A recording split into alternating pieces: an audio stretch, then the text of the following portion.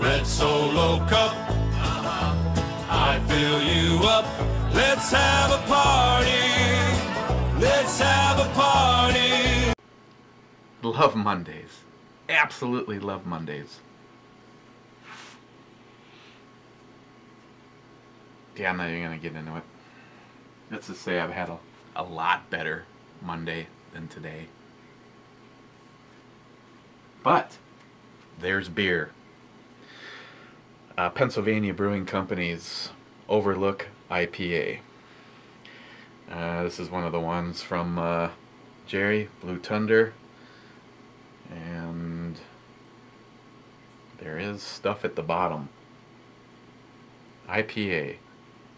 Okay, Paul went a-hole on the whole sediment in the other one, and you're supposed to mix those up. I'm just not going to mix this one. And I am going to open it with the Enterprise because it's here. Oh, and the top looks something like that.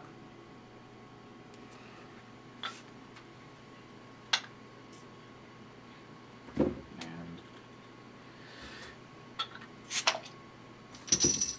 for a second I thought it was a twist off. Ooh, got good smoke. Here we go. Wow. It's a lively one. I don't dare go aggressive on this guy. Okay, well, wow, it just keeps on going. Looks like I poured some champagne. Okay, it's got carbonation. And it's got more carbonation.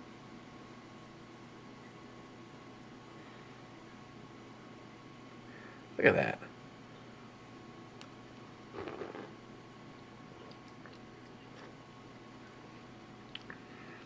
Okay, so it has 2 fists of head. Big, lofty, billowing bubbles. God, look at that. Smells like beer. The bubbles taste like beer. See you tomorrow.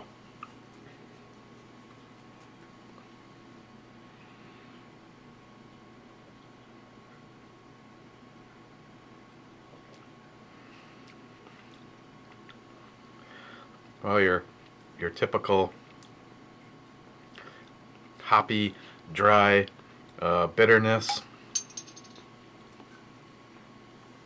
It's probably my neighbor ordering some more beer. Hoppy, dry bitterness. Kind of more on the bitter and not what I would call awesome bitter. Oh, it's Jimmy, Hornet Fixer. Yeah, you do that, Jim. And my neighbor. Any beers left? Who the hell do you think you're calling? Okay. Sorry, once again.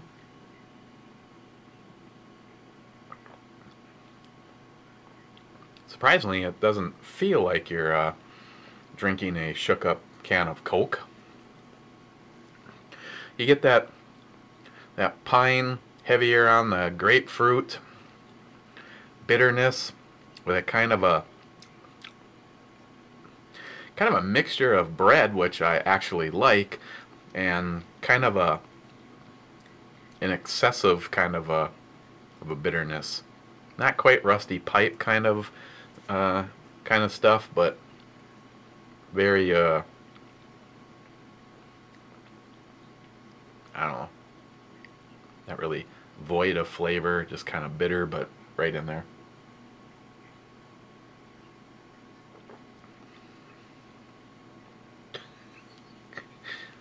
Just doesn't want to give up, does it?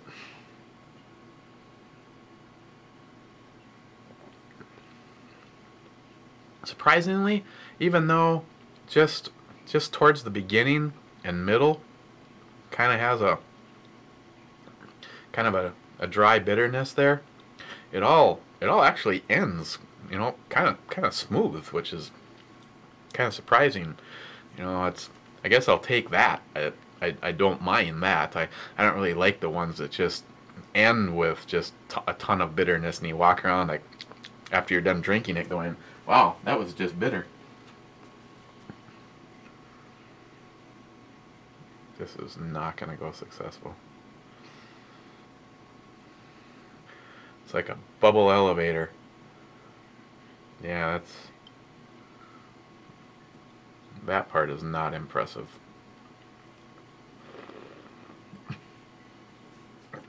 Instead of being a Overlook IPA, it should be Overflow IPA.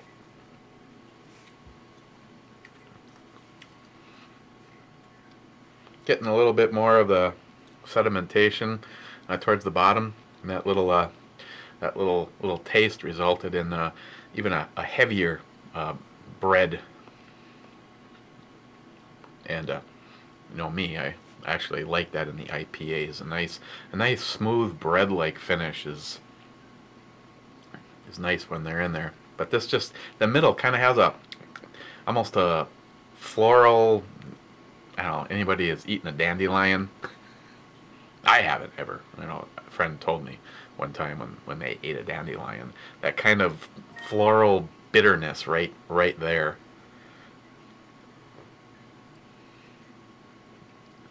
Hard to drink though when it produces a half a glass of insulation.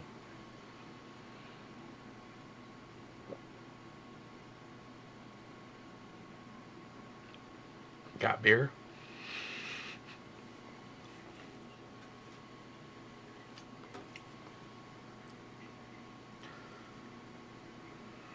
Alright, well.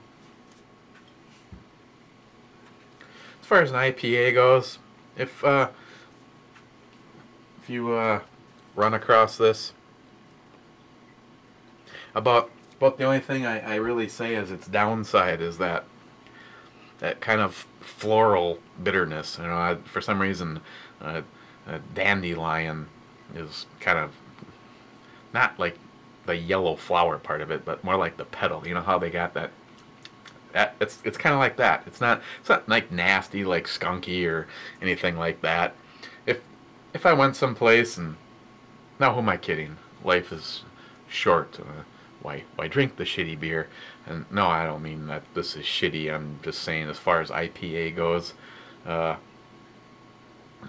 put it on my it's worth drinking, and there's 2 to go because the sampler box was 3 of each of the stuff from Gerry. I'll drink them. I wouldn't give them away. I mean, it's not. This is the part that's kind of pissing me off. Is the fact that it's a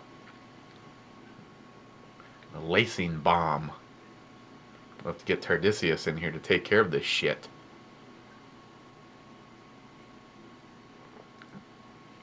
Oh, and yes, Tardisius, I did see your comment. I got stuff with the girls tonight, so I don't know if I'm beginning to any of the comments.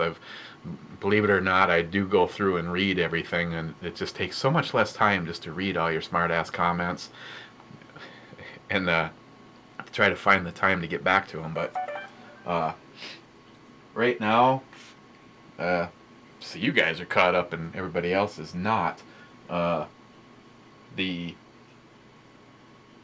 only person that has come through 100% is Matt at ATI, and he is sending out the scope mount and their turn down handle, which is the one that, you know, you gotta tap that in. And in the comments, the thing is it's not that I don't honestly think that setup is necessarily the best, but I've had guys say that you can break the bolt off, or the brake, it's just held in by one screw and you can snap it off. And yeah, I can see that, but I watched several reviews on it, and nobody had made the comment. One guy in particular said he was very skeptical when he did his, and he's got, I don't know, he had like over 200 and something rounds through it, and he goes, I slapped that bolt pretty good, and it's tight, that's not loose, so we'll see. But yeah, that's the one that Tardisius recommends, that even that he has is very nice. And last night while chatting with the boys, Alex found me a couple links, and you can actually find some guys in as low as $35 if you send yours in. And I haven't decided. One of the pluses is if I buy one that's already turned down and use it with the rest of my bolt assembly, it gives me maybe an option to try the ATI, because trust me, I don't care about modifying any of this. Some of the purists would have an absolute shit fit. You know, it's like I've seen people sporterize the hex receivers. This one, and now that I actually know that this one was, I guess it's kind of a gray area, let me restate. This one was set up to be a sniper rifle. I don't know, and there's no way you'd ever tell if it actually served the duty as a sniper rifle. When you see them drilled for the sniper mount, it would have had the sniper mount on it. Did it actually see service?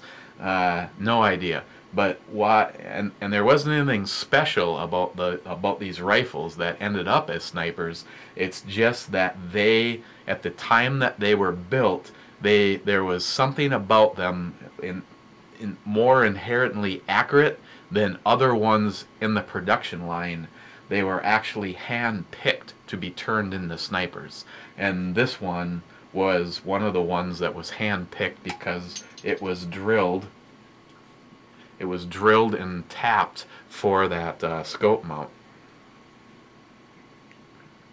And just letting my neighbor know that there's beer, and I'll get him some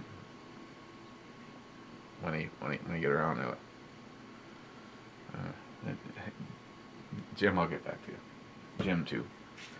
So it isn't that I care, and honestly I really don't care if the number on the bolt matches the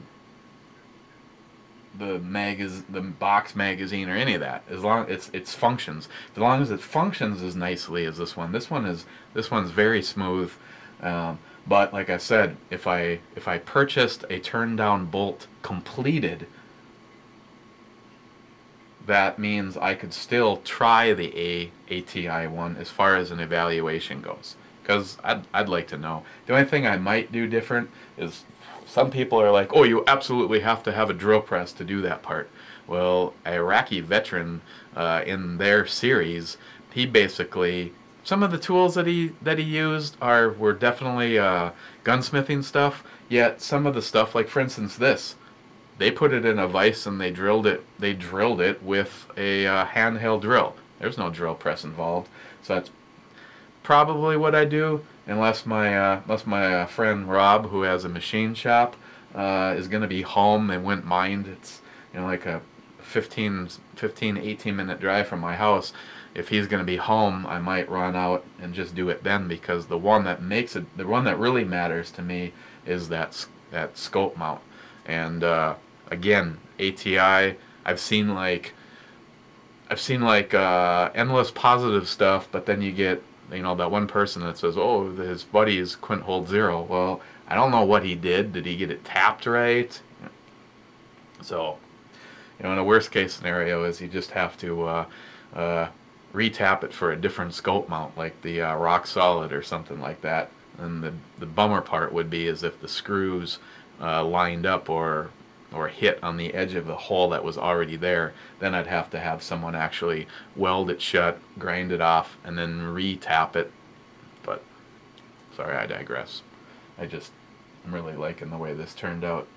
And yeah, Hazman caught it. I actually did intentionally put a little bit of a taper right at the end of the barrel. Just kind of a custom little touch. I mean, no reason in particular. You know, instead of the barrel being completely straight and just cut off, I actually made a little, well here, fine. I always take your guys' opinion seriously, more seriously over here. But as you can see, I just kind of rounded it off just a little bit, and then it still is crowned, which is aids in the release of the gases. It could probably be crowned a little bit more, but again, this was all on a budget, and this was a stone that I had for my my Dremel. It kind of looked like a pea, and I just put it in there to take the to kind of crown it in just a little bit. Back to this. But yeah, I guess the bottom line is those people that are purists, get your own Mosin and keep it all stock if you want. I like to do things that I like to do, and I'm bringing you guys along for the ride. I loved shooting it the way it was before, because it was just if you've shot the 7.62 by 54, it's got some push behind it. It's a fun gun to shoot, but I didn't like looking at it. Personally, I think the Mosin looks, dare I say, ugly. I just don't like that. I look at this, I like this, and I'm making it my own. To each his own. So that's what I'm thinking. I might purchase a completed turn down handle just to have with it, just in case the ATI one doesn't work. But so far, ATI has been really cool. I love the fact that you guys saw it as it is. I've seen some horror stories. Guys spending hours with a Dremel carving it out so that everything works just right, even to get it to fit in the stock. Me, dropped it right in, put the 2 screws in place, and I could go shooting. So, again, thanks to ATI, especially now, hooking me up with the last two pieces I need for that. So,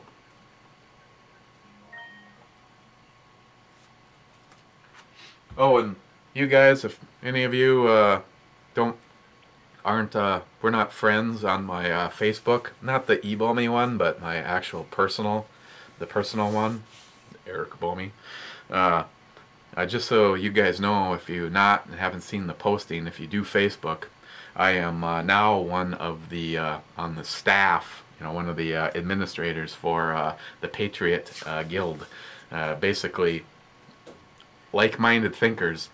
What most of you guys comment, basically the little pop quiz would be, do you believe in the vision of our founding fathers? Do you believe in the Constitution of the United States of America? Do you believe in a small, unobtrusive government? Would you like to see Obama and everybody in this administration gone? And fill in the blanks on how you'd like to see them gone, because let's just say, for the fact that I don't need a knock at the door, we'll just go with gone. Gone. If you answered, if you agreed with all those, the Patriot Guild is a great Facebook page. All the guys that I've noticed, and I don't know who any of the rest of them are, other than the guy who started the page that asked if I would like to be part of it, and I said, I don't know. To be honest, I said I kind of post a lot of negative Obama stuff. Pretty much all I post lately is, and then some of your guys' stuff and some of the eBomi videos and that kind of thing, and he actually was a friend on Facebook, but didn't even realize that I was eBomi, and he's like, I'm like, go check out my page, and if you think I'll fit in with you guys, let me know. And like the following morning, I got, oh hell yeah! So yeah, I'll put a link below to the Facebook for the address to get to the Patriot Guild, and like I said, it's just everything I just said. Smaller government, patriots. I think that we are going to have to take our country back a lot sooner than later. You know, if I took care of this sooner, it'd be easier. Let's wrap this up. First, this on the E scale. You know, it wasn't terrible. I give it a 6. You know, if someone showed up with it, you know, I wouldn't throw them out. I'd drink their beer and then throw them out. Oh, this one doesn't have an alcohol percentage on it. High fives. Yeah.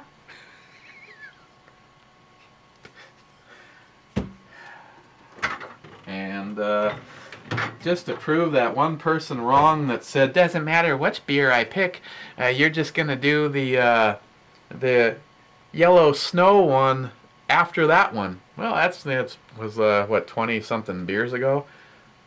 Has this got shit in it too? God, yes it does. Okay, Rogue's Yellow Snow IPA. Doesn't look like there's an alcohol percent on this one either. Yay! This one I've noticed actually gets mixed reviews. For the most part, almost everybody that made a comment on it said that it sucked. But was it Paul? Someone made a comment that it wasn't that bad. So I'm going to find out tomorrow, because I don't know squat about it. I bought it because it sounded funny. Okay, well, I'm going to go see if my day can improve and evidently deliver some alcoholic beverages to my neighbor and give Jim a call. So we will see you tomorrow, Tuesday. Hopefully. Cheers, guys.